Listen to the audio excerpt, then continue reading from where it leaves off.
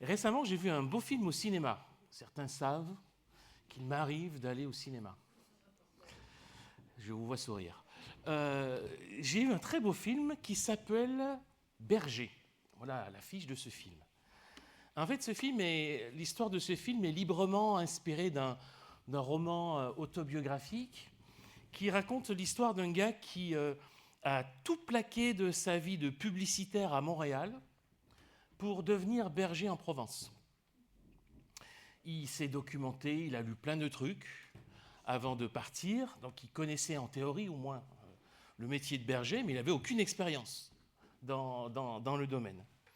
Et puis, il s'est arrangé pour se faire embaucher par un berger. Et puis, il s'est vite rendu compte que le métier de berger n'était pas exactement ce qu'il imaginait. C'était un métier dur, un métier fatigant, même épuisant, et que dans le contexte d'aujourd'hui, les éleveurs étaient souvent à bout et en grande difficulté.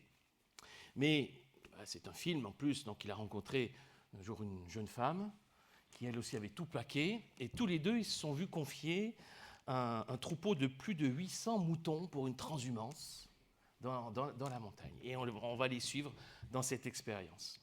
C'est un très beau film qui est une belle chronique rurale, montagnarde, mais plus que ça. Il y a aussi en réalité derrière cette histoire toute une dimension existentielle, métaphysique, sur la vie comme un chemin que l'on parcourt, et y compris aussi une certaine dimension spirituelle. Parce que moi j'ai été évidemment frappé par la figure du berger dans cette histoire, dans ce récit, qui forcément faisait pour moi écho avec cette figure biblique du berger qu'on retrouve à plusieurs reprises dans les Écritures. C'est une métaphore, une image qui est assez souvent utilisée dans la Bible, dans l'Ancien comme dans le Nouveau Testament.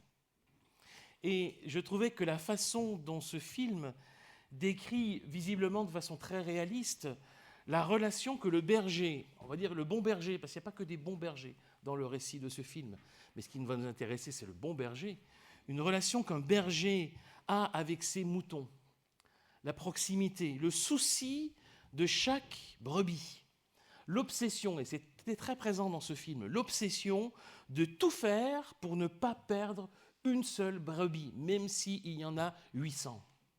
Chaque brebis compte. Et c'est une catastrophe s'il y en a une qui est perdue ou si un loup menace le troupeau. Et je ne sais pas si les échos bibliques que moi j'ai perçus dans ce film étaient intentionnels de la part de la réalisatrice, mais ça souligne en tout cas la force et la pertinence de cette métaphore biblique du berger, où Dieu, notamment, ou Jésus, sont présentés comme ce bon berger. Alors pourquoi je vous parle de ce film ? Évidemment, c'est en lien avec cette métaphore biblique, et aussi parce que justement, le texte de l'Évangile qui nous est proposé dans les listes de lecture pour ce dimanche fait référence à un des usages les plus connus de cette métaphore biblique du berger que l'on trouve dans le Nouveau Testament, dans un évangile, dans l'évangile de Jean en particulier, et c'est le chapitre 10.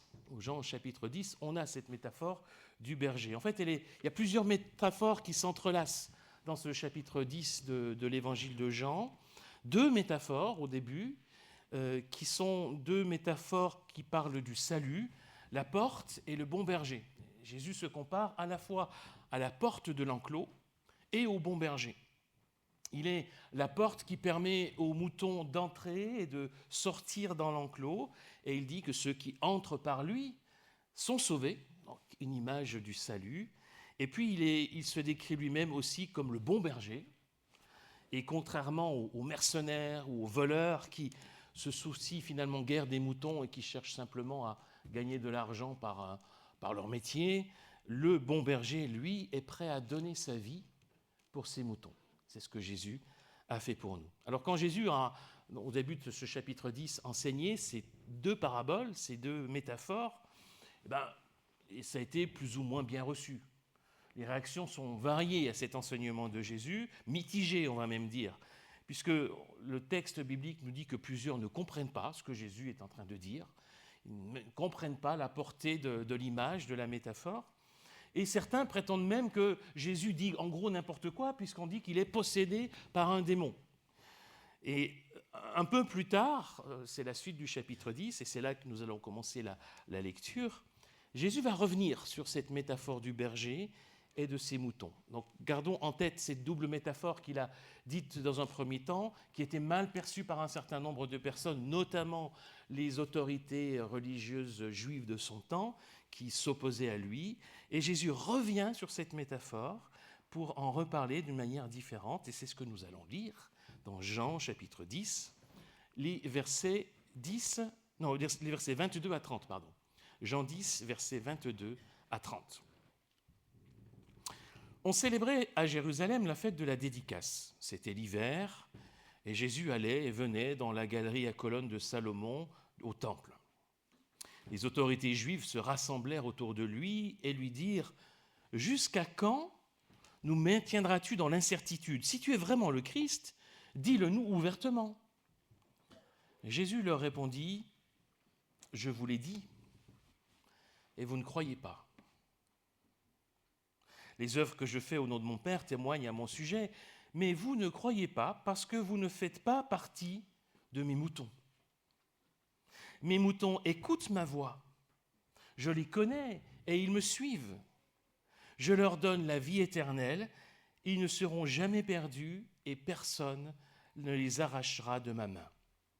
Ce que mon Père m'a donné est plus grand que tout et personne ne peut rien arracher de la main du Père. Le Père et moi, nous sommes un.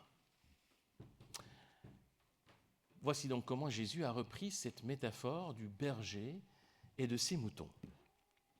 Alors, il y a encore ici, de façon plus forte encore, un ton polémique dans ce que Jésus dit ici, une polémique avec les autorités juives qui avaient contesté, et qui ne cessaient de contester en réalité son ministère et son enseignement, dont certains prétendaient même qu'il avait un démon, nous dit le texte au début que nous n'avons pas lu.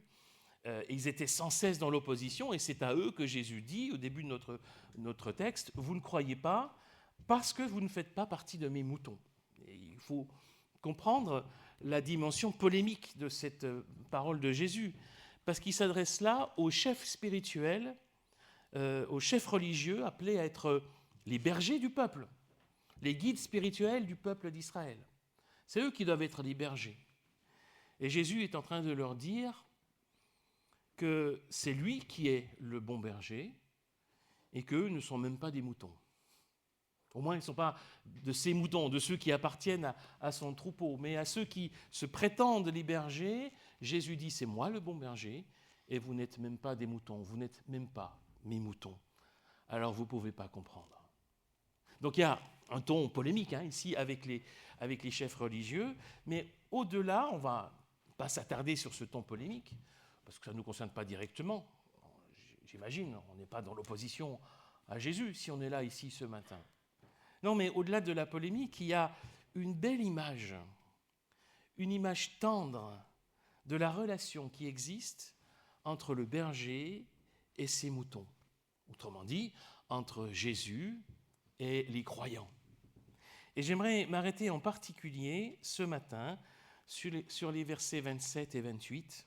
« Mes moutons écoutent ma voix, je les connais et ils me suivent, je leur donne la vie éternelle.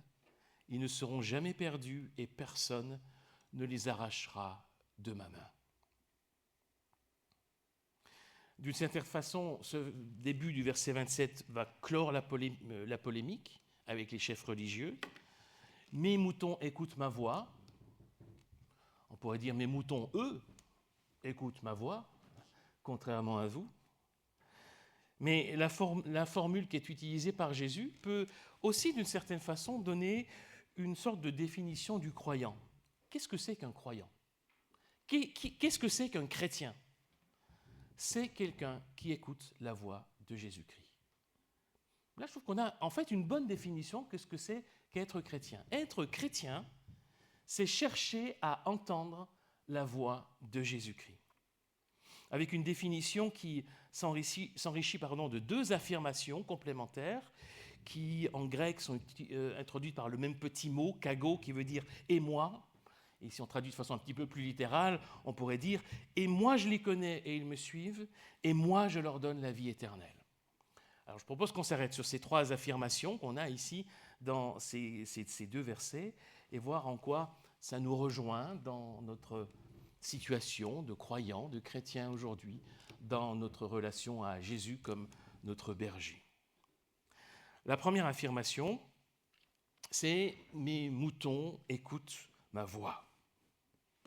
Alors, je ne vais pas trop m'arrêter sur cette première affirmation, non pas qu'elle ne soit pas importante, bien au contraire, elle est très importante, mais on a eu, il n'y a pas très longtemps, une série de prédications dans le cadre de la campagne proposée par notre union d'église, qui était sur le thème de l'écoute de Dieu. Donc, je vous renvoie pour aller plus loin à ces prédications. Vous pouvez les trouver sur Internet, sur notre page YouTube, vous retrouverez ces vidéos qui insistaient sur différents aspects de l'écoute de Dieu, comme un élément central, évidemment, de la vie chrétienne. On est au cœur de la vie chrétienne quand on parle de l'écoute de Dieu. Simplement, je rappellerai juste une ou deux choses rapidement, et je m'arrêterai un petit peu plus sur les 2 autres affirmations de notre texte. L'écoute de Dieu, elle passe évidemment par la prière et la méditation de l'Écriture, la prière et la lecture de la Bible. Ça, c'est vrai, c'est essentiel, mais surtout, plus largement, parler de l'écoute de Dieu, c'est être convaincu que Dieu parle. Être convaincu que Dieu parle aujourd'hui encore et qu'il peut, dans sa providence, utiliser de multiples moyens pour s'adresser à nous, pour nous parler. L'écriture, oui, la prière, oui aussi, mais parfois une rencontre, parfois une circonstance, parfois une expérience, parfois une parole entendue, et de multiples façons encore. Dieu n'est pas limité dans sa façon de parler à nous, mais il y a cette conviction fondamentale pour le chrétien, pour le croyant, que Dieu parle, que Dieu est proche de nous et qu'il s'adresse à nous, qu'il chemine à nos côtés, qu'il s'adresse à nous d'une certaine façon, qu'il nous parle et que nous sommes appelés à l'écouter, tout simplement. Et je rappelle aussi simplement que l'écoute implique non seulement le fait d'entendre, mais aussi évidemment le fait de mettre en pratique ce qui a été entendu et ce qu'on a vraiment écouté tant qu'on n'a pas mis en pratique. Non, l'écoute, la véritable écoute, agit en conséquence de ce que l'on a entendu. Voilà, ça c'est quelques éléments que vous retrouverez dans les prédications qu'on a fait sur l'écoute, donc je m'arrête là pour ce matin. J'aimerais m'arrêter un peu plus sur les 2 autres phrases. Et la première, oui, j'en rappelle, la première c'est « Je les connais et ils me suivent ». Jésus dit « Je les connais » à propos de ces moutons, à propos de nous. Je les connais et ils me suivent. Alors, peut-être qu'on peut se dire, mais c'est quoi le lien entre les 2 ? Je les connais, ils me suivent. C'est peut-être pas forcément évident au premier abord, mais il faut comprendre que quand on utilise en général dans la Bible le verbe connaître, on est bien au-delà d'une simple connaissance théorique et froide. Connaître dans la Bible implique, la plupart du temps, surtout quand c'est appliqué à Dieu qui connaît, implique une dimension de relation, une dimension de proximité. C'est pas je connais les choses comme je sais pas moi, je connais l'alphabet ou je connais par cœur un poème. Non, ça c'est théorique, c'est abstrait. Je connais comme je connais un ami, comme je connais quelqu'un de proche, quelqu'un que j'apprécie, quelqu'un que j'aime, quelqu'un de qui je me soucie. Quand le Seigneur dit « je les connais », il dit « je les aime, je me soucie d'eux, je sais qui ils sont, je connais leurs besoins ». Quand on dit que Dieu nous connaît, c'est tout cela qu'on dit. Ce n'est pas un Dieu distant et froid qui nous regarderait comme ça de loin, c'est un Dieu proche, un Dieu prévenant, un Dieu qui veut prendre soin de nous, qui nous connaît parce qu'il nous aime et qu'il veut prendre soin de nous. Et c'est à cause de cela, de cette connaissance-là, de l'amour de Dieu. Je les connais, ça veut dire je les aime. En gros, on pourrait dire c'est à peu près l'équivalent. C'est à cause de cela qu'il y a la deuxième partie de la phrase. Je les connais et ils me suivent. Eh bien oui, parce que Dieu nous aime, parce que le Christ nous aime, nous le suivons. C'est la part qui incombe au mouton de suivre le berger. C'est notre part à nous, celle de la foi. Parce que Jésus nous connaît, au sens fort du terme, c'est pour cela que nous décidons de le suivre. Il nous connaît, il sait qui nous sommes, il nous aime, il sait ce dont nous avons besoin, il veut prendre soin de nous. Alors, quelle est la conséquence de tout cela ? Eh bien, on le suit. On va se laisser diriger par lui. C'est lui qu'on choisit de suivre, parce qu'il nous connaît, parce qu'il nous aime, parce qu'il veut prendre soin de nous. Notez aussi que la formule, ici, est au pluriel. Il s'adresse au troupeau. Ils me suivent au pluriel. Vous savez, les moutons, ils ont ce qu'on appelle l'instinct grégaire. L'instinct grégaire, c'est la tendance à vivre en groupe. Un mouton seul est en danger extrême. Il doit être associé au troupeau. C'est une nécessité pour les moutons d'avoir cet instinct grégaire, parce que c'est des êtres vivants qui sont extrêmement vulnérables, le mouton. Un mouton tout seul, il ne va pas survivre. Ce n'est pas possible. Le salut pour les moutons face au danger, il est dans la fuite. C'est pour ça qu'ils se déplacent en troupeau. Ils ne peuvent pas eux-mêmes faire face au loup, surtout s'ils se retrouvent tout seuls et isolés du troupeau. Donc l'instinct grégaire, c'est une nécessité pour le mouton, une nécessité de survie. Et c'est le berger qui va guider, qui va protéger le troupeau, le groupe qui est réuni. Et je trouve intéressant cette idée d'instinct grégaire. Est-ce que les chrétiens ont l'instinct grégaire ? Spirituellement parlant. Est-ce que les chrétiens ont l'instinct grégaire ? En fait, nous devrions avoir l'instinct grégaire spirituel. Cet instinct grégaire du chrétien, c'est son besoin de vivre le groupe, de vivre la communauté, de vivre l'Église et d'appartenir au troupeau qui appartient au Seigneur. Et ça, c'est quand même une dimension fondamentale de la vie chrétienne. Évidemment que la foi, c'est une question personnelle, individuelle. Chacun est appelé à se prononcer, à avoir son cheminement de foi. Mais il ne peut pas se contenter de le vivre tout seul dans son coin, de son côté. Individuellement, il y a Dieu, il y a moi, et les autres, je ne sais pas. Non, nous avons besoin, peut-être même simplement pour survivre spirituellement, mais pour vivre notre foi pleinement, pour grandir spirituellement, on a besoin les uns des autres. On a besoin de cet instinct grégaire spirituel qui nous pousse à vivre en groupe, c'est-à-dire à vivre la communion fraternelle, à vivre la relation entre les différents croyants, les différents chrétiens, appartenir à une communauté. C'est important, me semble-t-il, de le rappeler, parce que c'est peut-être quelque chose qui peut facilement être atténué, voire disparaître dans une société comme la nôtre, qui est si individualiste, consumériste, centrée sur soi, sur nos besoins, sur notre épanouissement personnel, et où le groupe vient après.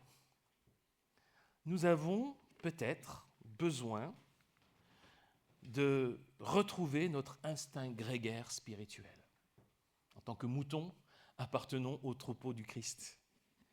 Besoin de retrouver le sens de cette appartenance à l'Église pour suivre ensemble le bon berger. Cette image du berger et de ses moutons. Remarquez que l'image va ensemble, on ne parle pas seulement du berger. Si on parle du berger, on parle aussi des moutons. L'image, la métaphore du berger et de ses moutons nous rappelle que le chrétien n'est pas appelé à vivre sa foi de manière isolée. C'est aussi une dimension de cette image. Nous avons besoin les uns des autres de suivre ensemble Jésus-Christ, notre berger. Parce que nous sommes, d'une certaine façon, vulnérables. Nous ne croyons pas si facilement que nous sommes des loups ou des lions. Le Nouveau Testament nous compare plutôt à des moutons, à des brebis, des créatures vulnérables qui ont besoin d'être guidées, qui ont besoin d'être protégées et qui ont besoin de la force de la communauté, du groupe, de l'appartenance à un groupe. Nous sommes vulnérables et nous le sommes d'autant plus lorsque nous nous isolons. C'est une dimension, je crois, de cette métaphore du berger et des moutons. Enfin, il y a une troisième affirmation qui est une promesse, une belle promesse. Je leur donne la vie éternelle. C'est peut-être la plus belle des promesses possibles. Je leur donne la vie éternelle. Et vous aurez remarqué que si dans la phrase précédente, il y avait cet appel qui nous est adressé à le suivre. Donc, je les connais et ils me suivent. Ici, en ce qui concerne la vie éternelle, c'est Jésus seul qui est actif. Je leur donne la vie éternelle. Point. Nous, là-dedans, eh bien, on est simplement ceux qui recevons cette vie.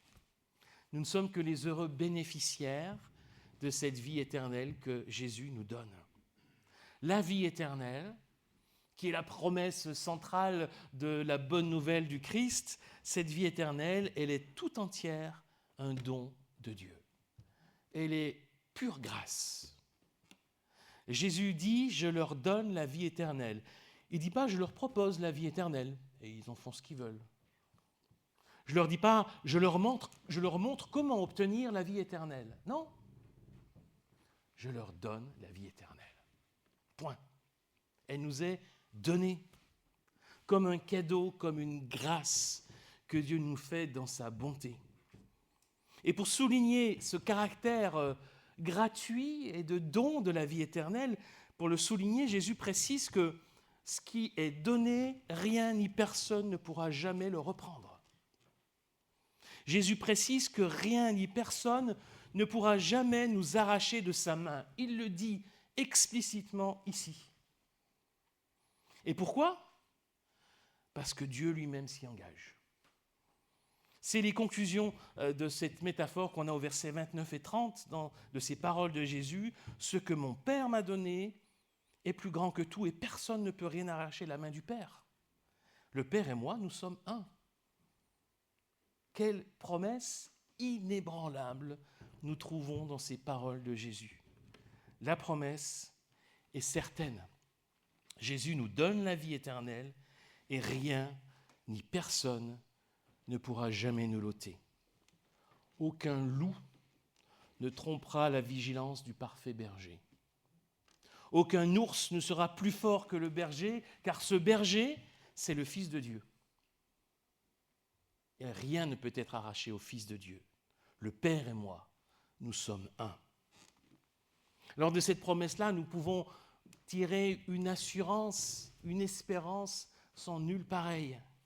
Nous pouvons nous approprier la fin du psaume 23. Vous savez, le psaume 23, c'est « Le Seigneur est mon berger ». C'est là l'autre grand texte, celui de l'Ancien Testament, pour parler de la métaphore du berger, qui développe cette métaphore et qui brille d'une certaine façon d'un éclat plus grand encore quand on relit ce psaume 23 à la lumière de la personne et de l'œuvre du Christ. Notre berger, le Seigneur est mon berger. Si le berger, c'est aussi en particulier Jésus, le Fils de Dieu, mort et ressuscité pour nous, alors nous pouvons dire, nous pouvons chanter, nous pouvons proclamer avec assurance la fin du psaume 23, grâce à Jésus-Christ, le bonheur et la grâce m'accompagneront tous les jours de ma vie. Seigneur, je reviendrai dans ta maison aussi longtemps que je vivrai. Et aussi longtemps que je vivrai, quand on parle de vie éternelle, ça veut dire quoi ? Ça veut dire qu'on reviendra pour l'éternité, qu'on sera pour l'éternité auprès du Seigneur. Voilà qui est, vous en conviendrez, pour le croyant, pour le chrétien, une source intarissable d'espérance et de paix. Nous avons reçu la vie éternelle que Jésus nous a donnée. Ça ne veut pas dire que, évidemment, nous ne connaîtrons pas d'épreuves, nous n'aurons pas de souffrances, que notre vie ici-bas sera toujours agréable et facile, il suffit d'être chrétien et vous n'aurez plus de problèmes dans la vie. Non, ça c'est un mensonge, évidemment. Ce n'est pas comme ça que ça se passe. Mais ça veut dire que quoi qu'il nous arrive, quoi qu'il se passe dans notre vie, quoi qu'il se passe dans notre monde, il y a une promesse qui ne change pas. Il y a une assurance que même la mort ne peut pas nous ôter. Jésus nous donne la vie éternelle. Et ça change tout. Alors, simplement pour conclure, on ne va pas faire dire à la métaphore ce qu'elle ne veut pas dire. Hein. Vous savez, une métaphore, une image, ça a un sens, une portée intéressante, mais ça a des limites aussi. Vous dites, voilà, cette métaphore nous invite à être des moutons. Alors, cette expression « être des moutons », elle n'est pas forcément très positive, hein. C'est un peu péjoratif. On dit quand on est des moutons, ça veut dire qu'on suit les autres sans réfléchir ou on le fait par peur. Ce n'est pas ça dont il est question ici. Ce n'est pas ça. Mais la métaphore a un sens et il est légitime de se positionner en tant que croyant, en tant que chrétien, comme des moutons. Pas écervelés, pas animés par la peur ou sans réflexion, non. Des moutons confiants dans leur berger. En fait, l'idée, c'est que se reconnaître comme mouton, c'est accepter sa vulnérabilité et son besoin d'avoir un berger à suivre. C'est ce que nous sommes. Et c'est savoir que le meilleur berger, celui qui nous connaît au sens fort du terme, celui qui pourra nous conduire, c'est Jésus-Christ. Il nous donne la vie éternelle. C'est cela, se reconnaître comme des moutons. De la part de celui qui est mort et ressuscité, voilà une promesse qui a du poids. Et je rappelle aussi peut-être ce besoin de retrouver aujourd'hui notre instinct grégaire, spirituel, reconnaître notre besoin d'appartenance à un groupe, besoin les uns des autres, pour avancer, pour grandir, pour nous stimuler les uns les autres, pour suivre ensemble Jésus, notre berger, être ensemble ce troupeau qui est conduit par le divin berger. Nous voulons écouter la voix de notre berger. Nous choisissons de le suivre parce que nous lui faisons confiance. Et dans le cadre de cette métaphore, il n'y a aucune honte à être des moutons, surtout quand le berger, c'est Jésus-Christ. Amen.